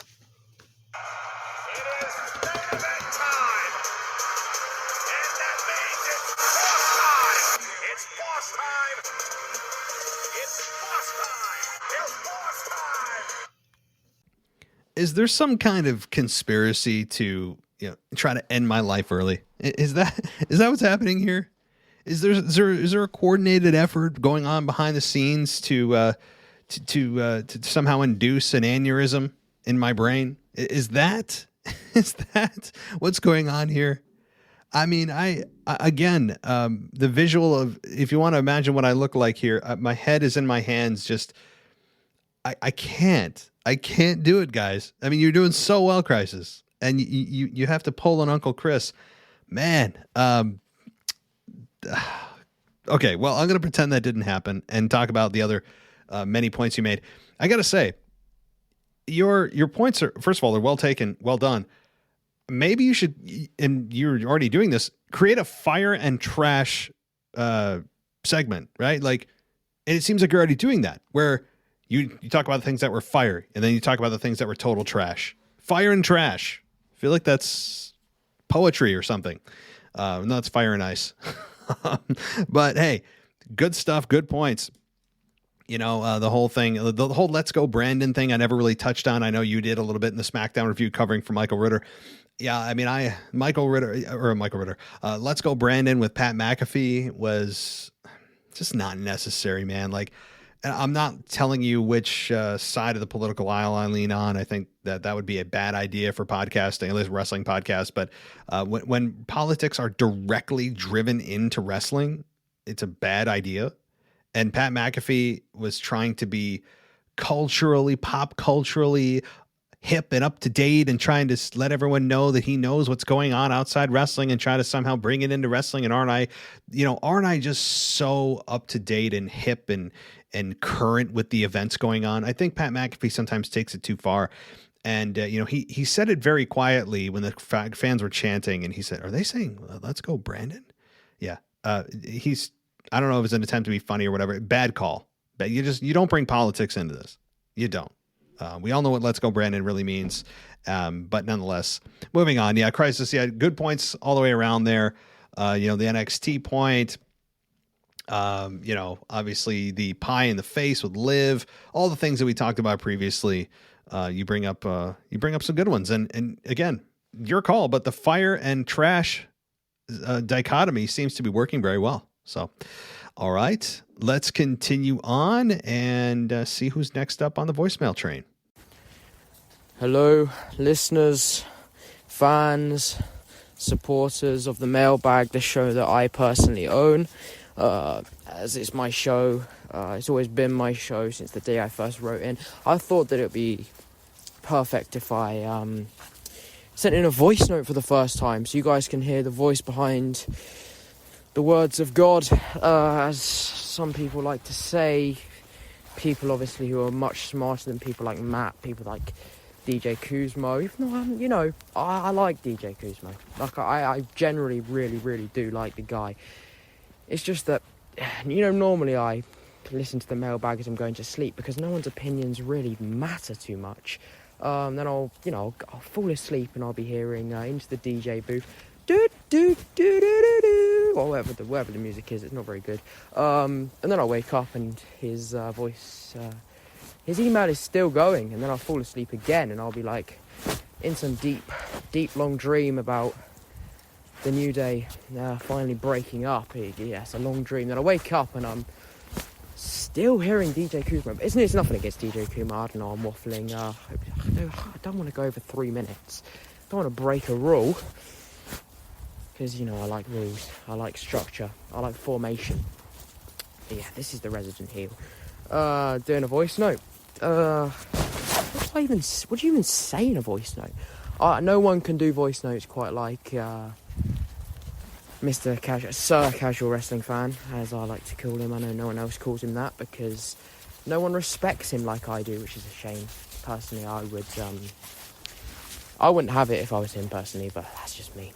So yeah, I might do this again, might not do this again, might send this in, might not send this in.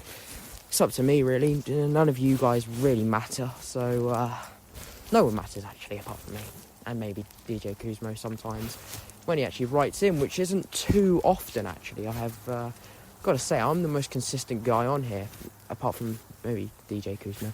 But last week I wasn't here because I was not watching wrestling because I had something important on, which is none of your guys' business. But I know you guys were celebrating Thanksgiving, which is the most pointless holiday celebration. It's rubbish. Like, what are you guys celebrating? The harvest? You're celebrating nature? Oh God, I don't understand it. Okay, I don't really get it, to be honest. You've already infected our country with Halloween. If we start celebrating Thanksgiving, I am going to start living in Scotland, and that's not a place you want to live in. Let me just say that as a guy from England. We don't like Scotland. Anyway, how long is this? It's been, exactly 3 minutes. So I'm going to sign off. I'm going to say goodbye. I'm going to say peace. Apart from if you don't like me, then not peace to you. All of my fans out there, which I know is everybody. I wish you a alright day. Hope some things go well. Hope some things go bad. Because, it's all about character building at the end of the day. All the things that go bad is character building. All the things that go well is just ego boosting. Anyway, goodbye. Well, there he is, ladies and gentlemen. The most sincere, heartfelt voicemail we've gotten in from the resident heel Owen here. And probably the one of the funniest lines is when he said, some things go well and some things don't. Imagine saying that to somebody. Or typically you'd end a conversation with and hope everything goes well. But also saying, and I hope some things also don't go well. Imagine that. So that was actually kind of funny. So you spent 3 minutes running down most of the audience and building yourself up. That is a true heel right there. That is a true heel. Owen, you will be forever hated as a heel because that's your goal, right? You're a heel. You want to be hated. So that is, you're going to get the reaction that you desire. I promise you. All right. So thank you, I think. And let's get to our next voicemail here. Hey, Matt. Brad in New York. Couple quick points. I just finished watching SmackDown. Thought it was one of the best episodes of the year. A couple things. First of all, they're using Sasha Banks all wrong. She really should be getting into a program with Charlotte Flair, not this Toni Storm stuff or anything. Putting Sasha in these meaningless tag team matches and stupid stuff like that does absolutely nothing for her. And, she's one of the best female wrestlers in the world. And to use her like she's some sort of C-plus player makes absolutely no sense to me. That's number one. Number two, on that 25-man battle royal that had Sami Zayn beating Jeff Hardy, I saw a lot of people saying after the match that, Jeff should have won and da-da-da-da, and obviously he did win with the chicanery of Zayn coming in the ring and knocking him out after it was supposedly over. But at the end of the day, this was not going to lead to a championship run by Jeff Hardy beating Roman Reigns or anything like that. The perfect scenario would actually be, having Jeff Hardy win, which obviously wouldn't happen because it's on the second brand, but the U.S. Championship, United States Championship, or the Intercontinental Championship. Maybe a good scenario would be, Nakamura attacks Boogs, turns into a heel somehow, and, then Hardy faces him at some point for the Intercontinental Championship, wins it, great moment. Obviously the crowd's behind him. Thirdly, I guess that's kind of it. That's kind of all I had. I did want to say something else. About all these wrestling videos you see, Wrestling Hub and, all these different things that do, shocking moments from this week in pro wrestling or whatever, and, they're usually 6 to 8 minute videos, whatever. I think that these guys are paid off by AEW to put these things out there because they always make these statements like, it was another very bad week for WWE with a lackluster show and da-da-da-da-da. And then in AEW, this amazing thing happened and that amazing thing happened and da-da-da-da. I personally think that WWE is way better, even though they've lacked a little bit here recently on the storylines. And again, I thought that this was one of the best SmackDown episodes of the year. I thought it was really, really good. So that's about it. Thanks, man. Great show. Hey, Brad. Sorry, I didn't see your voicemail buried in the Google Voice that I have set up. Otherwise, I would have elevated your voicemail. So my bad there. But thank you as always for your support. Much appreciated. And so your few points here. Sasha Banks should be elevated. Yeah, she should. She should. She is one of the best female wrestlers in the world. No question about that. Sasha versus Charlotte is the predictable, huge main event, right? And that's their ace in the hole. So to have Sasha being on a transition from a heel to a babyface, albeit kind of a weird transition, and I would argue she's still a heel, but in WWE's eyes, apparently she has transformed, and in the eyes of many fans, she has. But I don't think there's any logic there. But that said, the point is to keep them separate. So that when they want to go to this program again, one-on-one, they can do it. And they can do it in a way where it's established solidly that Charlotte's the heel and Sasha Banks is the babyface. And I think that, again, outside, that's the biggest matchup that they have. So they're trying to save it. And I don't blame them. I would do the same thing. I would save this matchup for when it's appropriate to pull the trigger. WrestleMania or a Royal Rumble, something along those lines. So they're trying not to, and I applaud this because they often don't have self-control, but to try to keep them apart. So that's going to mean that Sasha feels like she's in a position that she doesn't deserve, but they also can't just blow their huge program right away. They have to have Sasha doing something else right now. And if it means working with Shotzi, I'm cool with that too, because it's also helping elevate new talent. It's not all about just always the two big stars going at one another. You need to help build the talent as well. But I understand your point. Hardy winning the Intercontinental Championship or some kind of secondary championship, yeah. Because as you said, we all know he's not going to win the Universal Championship. It's all about trying to just squeeze as much juice out of Jeff Hardy's career that's left. And him being IC champion, having a nice run with that, I think would be a very appropriate way to end his career. Unless Roman Reigns wants to do it. We talked about that earlier, which I think is actually a more beneficial thing to do. And it would add to the legacy of Roman and Jeff for that matter. As far as, those videos you see that seem very pro AEW and anti WWE, or the other way around, look, wrestling is all subjective. And you're going to get a lot of times where those big, like YouTube channels or whatever are very pro AEW. They give the 5 worst things, or like you said, why Raw was the worst ever. Like, here's 6 top reasons Raw sucked. A lot of times there is an agenda behind it. And you seem to be keen to that. And like you said, it's all subjective. It's all subjective, but there is usually a motive. There is usually a motive behind the madness. And that is what you're seeing right now. So I wouldn't put much stock into those. Everybody needs to formulate their own opinions, of course, on the product. You shouldn't let other people's opinions or YouTube channels, no matter how big they are, or other videos you may see, skew your love or hatred of a company. And I hope nobody hates either company. I hope as wrestling fans, we would all want both companies to succeed, because that creates competition, and it also creates 2 legitimate places where guys and girls can go to work, so. All right. Well, thank you so much, Brad. And I'm sure we'll be hearing from you next week. I hope anyway. Okay. A few voicemails left, and then we're going to close it out. Here we go. Hey, Matt, Brad in New York. I had left a voicemail earlier this week. Just wanted to follow up on one more thing. You mentioned Liv Morgan didn't sign the contract. She did. You might have just had your head turned, like you said, but she did sign it on TV. Secondly, how the hell did you get Drew McIntyre to do the intro to your podcast? I'd love to hear the story behind that, or where you got that from. That's a pretty big get. Very interesting. And thirdly, you had mentioned a few times over the last few shows, or not the last few shows, but over the last few weeks, like, why would we ever accept Sasha as a good guy? Because she got beaten up? Like, why would Sasha Banks now be a babyface? Is it just because she got beaten up and we're supposed to feel sorry for her?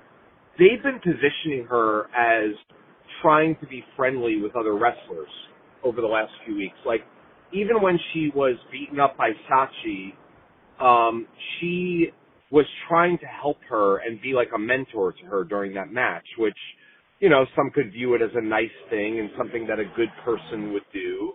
So, that's definitely part of it. It's not just her getting beaten up.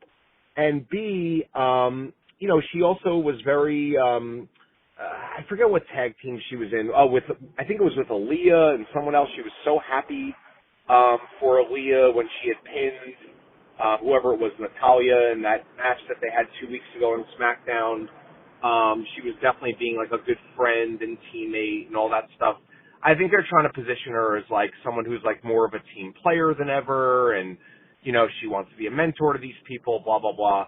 So I think that's the reason why they're trying to make Sasha more into a baby face than maybe she was before. But, she should stay as she is. She's so good at kind of being who she is, which is, a little kind of cocky, and that's the best version of Sasha, obviously. So, I don't know, man. Again, great show. Thanks a lot. Oh, hey, Brad. I should have stitched those together. I don't know how I missed your second voicemail. But good points. So let me respond to this. Liv Morgan.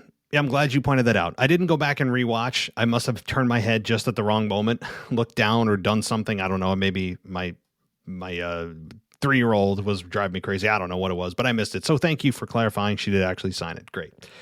Drew McIntyre. How did I get him to do the quick intro to the show? Well, we're really good friends. We go back a long way. We went to school together. He's actually inviting me to Raw next week for like a front row seat. He actually might even be able to get me on the show and do some kind of segment in ring and take a bump. Actually, no. The more real option is Cameo, right? Cameo was the method in which we used to be able to get him and create a shout out for the show, but also the full video from Drew I put on my Twitter account. I did this back in July. He gave a shout out to all of our co-hosts at that time and, talked about his obsession with e-federations back in the early or late 90s. I mean, he's my age. He's, I think, right around 36, right around my age. And so he grew up during the time when the wrestling websites were few and far between. Podcasts wasn't even a word that existed. And e-federations were the big deal back in the 90s. And I remember that very well. E-feds were a thing, big time. And, so I may retweet that, but it's on my Twitter profile, Twitter timeline, I should say. So that's how we got him to do it. But Sasha Banks, yeah, I mean, you create a stronger case as to why she's positioned as a babyface rather than just getting beat up once and we're supposed to feel sorry for her. All of a sudden she's playing nice and she's helping out the younger talent like Naomi, actually, for example, too. She stood up to Sonya Deville, standing up for Naomi. And, I understand that. But here's the problem with all of that. And you're right that is a piece of why we're supposed to believe she's a babyface. But Sasha's track record, and it's a long one, is really against her here. What I mean by that is we have seen this version of Sasha over and over and over and over again, trying to be nice, and she eventually turns on whoever. Why do you think her finish is called the backstabber? Not by accident. She has been, and outside of the Bayley breakup, she has turned heel a lot and has proven that you can't trust her. So the goodwill of fans has been eroded to believe and trust that you're actually going to be a babyface they can invest in, because you've shown time and again as a character, you can't be trusted. So I think that's unfortunately the Achilles heel with all of the things you said about her being nice and playing nice and being sympathetic and all that and empathetic. Yes, I'd agree if the character hasn't shown a long ass history of doing just the opposite and stabbing their partner in the back for their own benefit time and time again. So I think that's my counter to that, but good points. So let's get to, I think we only have 2 voicemails left, and let me make sure the numbers are different. Yes, the numbers are 2 different numbers. So let's get to those last 2 numbers and see who they are, and then we will say good night, the lights. So here we go. Hey, it's Kyle from Baltimore. I just got done watching SmackDown last night and all that stuff. It's very jarring to me. Again, it feels like it's not. SmackDown is not good compared to Raw. I mean, this is the truth, because I look at Raw. There's stuff on Raw I'm into. Becky and Liv, Seth Rollins and Big E and Kevin Owens. Like, those are the main 2 storylines on Raw I'm into. On SmackDown, what is there? Charlotte and Toni Storm, which is cool to see. I'm glad Toni's getting TV time in the position that she's in. But her promo wasn't that great, honestly, for what it was. And it seems to me, too, that Liv and Toni are one and the same in terms of not being comfortable on the microphone. compared to Charlotte and Becky, who are two of the biggest stars in the women's division in terms of who they're facing for the championships. And then when it comes to Sasha Banks and not really Sasha in this thing now with Sonya Deville because of Naomi, where is that leaning to? Again, it's to the point where I don't know where this is going. It's starting to get really boring at this point with the whole storyline between Naomi and Sonya, where it starts to bore me, and now they're trying to add Sasha to add something to it, which I don't know what that could be. I guess we'll just wait and see. That is somewhat intriguing, but so gets her theme with Shakti's over with. I don't know. So that's weird. But that's my 2 cents about that. SmackDown is just a Roman Reigns show, and he's starting to he doesn't bore me, but it's like there's no credible challenges for Roman Reigns. And like I said before, all the people that all the stuff I'm interested in WWE is over on Monday Night Raw. So Raw is the better show. Like I mentioned this, I think when the draft happened, because of who got drafted over there. But that's my 2 cents of the whole thing. SmackDown is just a Roman Reigns show and no one else matters. Raw, there's people there that matter besides one person. So that's my 2 cents up on that fact. So get your sense on that. But that's additional call. Bye. Kyle, welcome back to the show. And I've not heard anybody say Raw's the better show in quite a while. Feels like it's backwards, but I understand your point. It is a very Roman Reigns heavy show, but the draft recalibrated things as we knew it would and took a lot of star power from SmackDown to give it to Raw. Raw needed help, guys. I mean, remember how awful Raw was compared to SmackDown and how many months we complained about how awful SmackDown or Raw was? It was pretty egregious. So the fact that it's being balanced out and now you have fans, actually some of them like yourself, Kyle, saying that Raw's a better show, that's good. That creates debate. It wasn't just super lopsided like it was prior to the draft. So that's a good thing. As far as a couple of points here, Liv and Toni Storm not feeling comfortable on the microphone. I would say Liv kind of came into her own this week. Whether they were memorized lines or not, I believe a lot of it was, but she did a great job delivering it. I really enjoyed Liv this week. Toni Storm still feels a little bit kind of awkward on the mic, a little bit. She's not that bad, but that'll come with time. And she's on the main roster with the biggest women's star on the roster in Charlotte Flair. It's a big time for her to show what she's got. And, I think that'll come with time. So, yeah, they're not comfortable on the mic as, at least in comparison to some of the greats you're talking about, Sasha, Becky, and Charlotte. But that's not a fair comparison. They've been on the main roster for many years in the biggest spots you can possibly have. These women just coming up and or at least in Liv's opportunity, just getting an opportunity for the first time, you're not going to have that same buttery smooth promo. It wouldn't be expected. So, and as far as where the hell Sasha, or rather Naomi and Sonya Deville's all going, I don't know. I hope it leads to a Naomi and Sonya Deville match, because this past week they really cooled it down by having Sonya Deville at ringside clapping with no funny business, and she seems to be on the side of Naomi. Now, I don't believe she actually is, but it cooled things down in a matchup and a program I was actually interested in, but they got to come up with a payoff sooner than later. I hope it's a day one match between them, and we finally understand why Sonya Deville has an issue with Naomi. We still haven't been told that either. She just has an issue and we're supposed to accept it. Well, I'm not going to accept it until I know why. I'll roll with it. I think it's been a decent program for the women on SmackDown. It's also nice to see a program that's not all about the women's championship, where it's about personal feuds and issues and personal problems. So, and I don't know where Sasha's fitting into this either. I think it's, per the last voicemail, it's a way to build Sasha more as a babyface to help stand up for what's right and help out the other babyfaces. So, thank you, Kyle. And let's get to our final voicemail for the night. Here we go. Hi, guys. Hey, everybody. It's Mr. and Mrs. Casual Wrestling Fan here. Hello. We just wanted to call in real quick and give you our obvious prediction for the Big E, Kevin Owens, and Seth Rollins match. And obviously, we're going with Seth Rollins. You knew who it is. I think even the casualist of casual wrestling fans would see that Seth Rollins obviously going to win this match. And if he doesn't, we got a problem.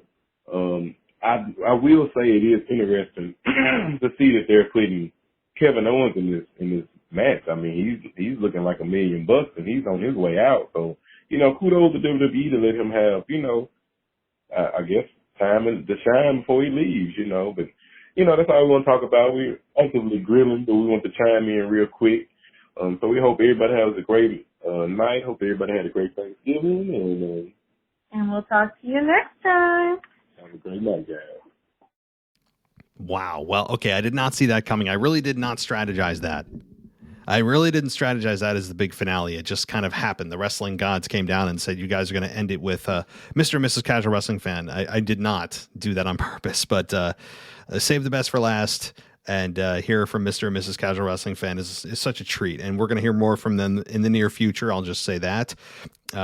Just great couple of individuals, and such a great way to end the show and help. They've done so much to help this show out, especially with the mailbag. They're just great people. So that said, and all that praise aside, yeah, look, Kevin Owens, I think, as you said, if WWE is actually treating him with respect on his way out and he didn't sign a contract, then, good on them.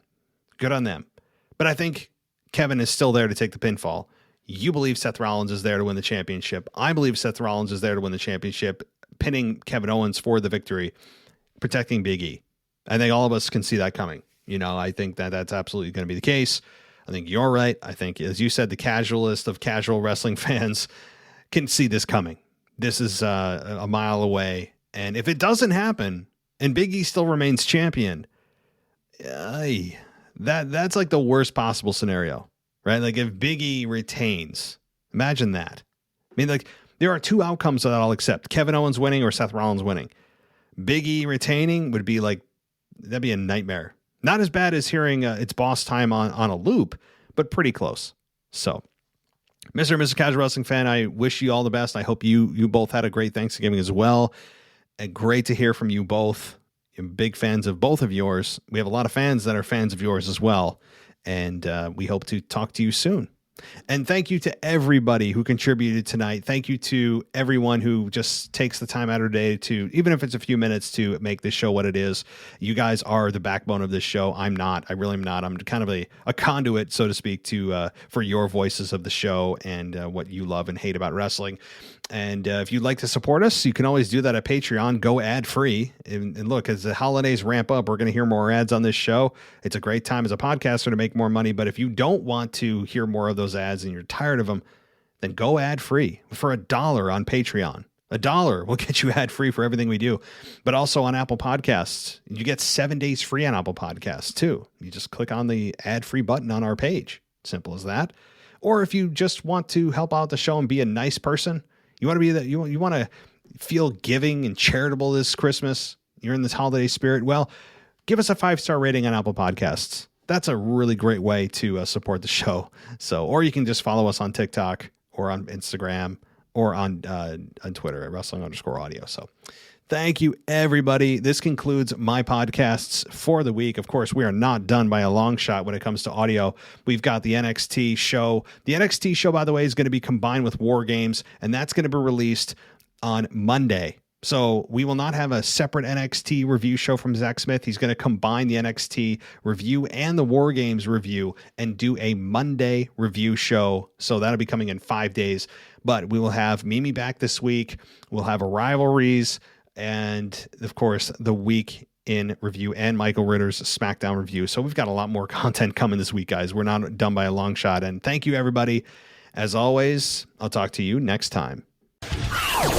Thanks for listening to the WWE Podcast. Don't forget to subscribe on your favorite podcast app so you don't miss a show, or head to WWEpodcast.com.